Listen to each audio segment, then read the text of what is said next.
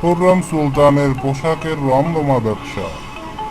ঝিলিক, খুশি, কিরণমালা, স্টার জলসা বা star plus কিংবা জি বাংলার এসব সিরিয়ালের নায়িকাদের নামের উপর চলা পোশাকের ব্যবসা আমাদের দেশে নতুন কিছু নয়।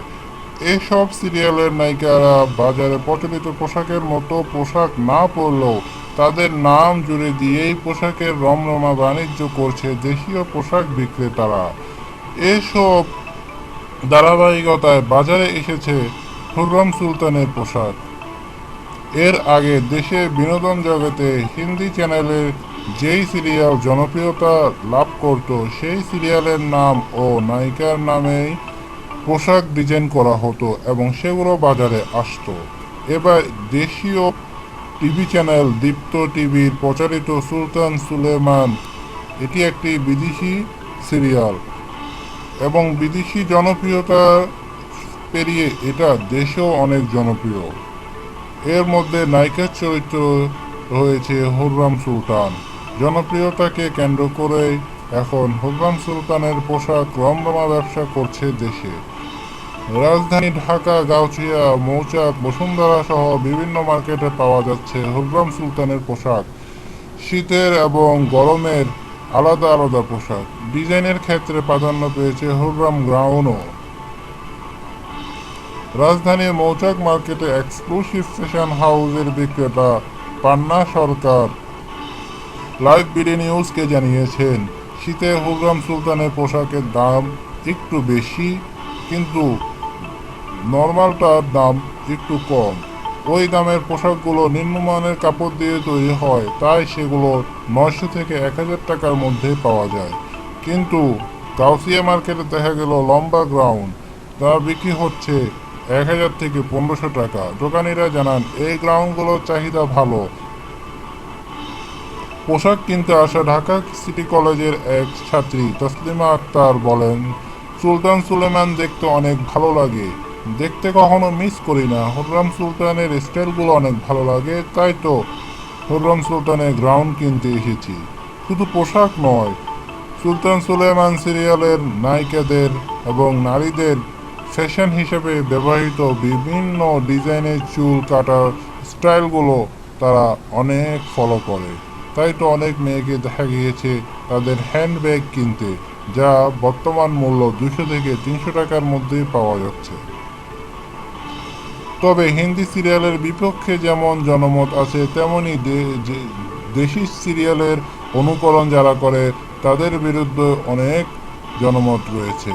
গাউসিয়া মার্কেটে মেয়েকে নিয়ে কেনাকাটা করতে আসা আফরোজা বেগম বলেন, নতুন নতুন পোশাক বাজারে তো আসবেই, কিন্তু এগুলোর নাম সিরিয়ালের নায়িকাদের নামে দেওয়া দরকার কি? এইসব দেখেই তো সিরিয়াল পাগল হচ্ছে আজকালকার ছেলেমেয়েরা। এজন্য যেন আবার কারো আত্মহত্যার খবর শুনতে চাই না বলে জানিয়েছেন আফরোজা বেগম। দেশীয় বাজারে সিরিয়ালের নির্ভর পোশাকের নাম নিয়ে নানা সময় নানা অঘটন ঘটেছে। মেয়েকে তার চাহিদা মতো কিরণমালা পোশাক কিনে দিতে না পারায় আত্মহত্যা করেছে মেয়ে। ঘটেছে স্বামী স্ত্রী বিচ্ছেদ। এসব বিষয় বিবেচনা শুধু ব্যবসায়িক লাভের জন্য সিরিয়াল নির্ভর পোশাক নাম দেওয়া ও কোনো ব্যক্তি ওকে অনুকরণ করে নাম দেওয়া একটি মনোবিজ্ঞানীদের মতে একটি অপরাধ।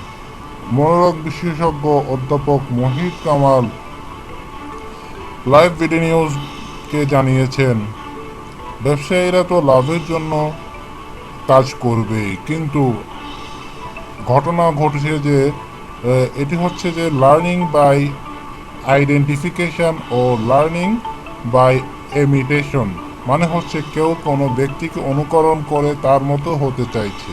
এসব ঘটনা তাদের আবেগকে দখল করে নিয়েছে, তাদের উচ্চাকাঙ্ক্ষা তাকে তাড়িত করছে, তাদের আবেগ চূড়ান্ত জায়গায় পৌঁছে যায়, সেই সময় তারা নিজের চাহিদা মতো কোনো কিছু না পেলে হতাশা পড়ে এবং অস্বাভাবিক আচরণ করে, বলিয়েছেন কামাল। পোশাক নিয়ে আত্মহত্যা করা বা সহিংস আচরণ করার পেছনে এই মনোবিজ্ঞানী দায়ী করেন সন্তানদের বাবা মাকে। তিনি বলেন, ব্যবসায়ীরা তো ব্যবসার জন্য ক্রেজ তৈরি করার চেষ্টা করবে, কিন্তু আমাদের সন্তানদেরকে এমন ফাঁদে পা দিতে আমরা কেন মানা করব না? ফান্দে পড়িয়ে যেমন বগা কান্দে রে, তেমনি আমাদের সন্তানেরা ক্রেজের ফান্দে পড়িয়া কান্দে বলে জানিয়েছেন মোহিত কামাল। তিনি বলেন, সন্তানকে এমনভাবে মানুষ করা উচিত যেন সে তার চাহিদার সীমার মধ্যে রাখতে পারে। ছোটবেলায় যেসব সন্তান তার মা বাবার কাছে কিছু চেয়ে সহজে পেয়ে যায়, তারাই অপ্রয়োজনীয় দাবি করে আর দাবি পূরণ না হলে সহিংস আচরণ করে। মোহিত কামালের মতে ছোটবেলা থেকে মা বাবার খেয়াল রাখা উচিত, শুধু সন্তানের যেটুকু প্রয়োজন তাকে সেটুকুই দেওয়া, এর বেশি নয়। তাহলে সে নিজের চাহিদাকে সীমার মধ্যে রাখতে শিখবে এবং কিছু না পেলে সহিংস হয়ে উঠবে না। ধন্যবাদ সবাইকে। এরকম আরও খবর পেতে আমাদের চ্যানেলটি সাবস্ক্রাইব করে আমাদের সাথেই থাকুন।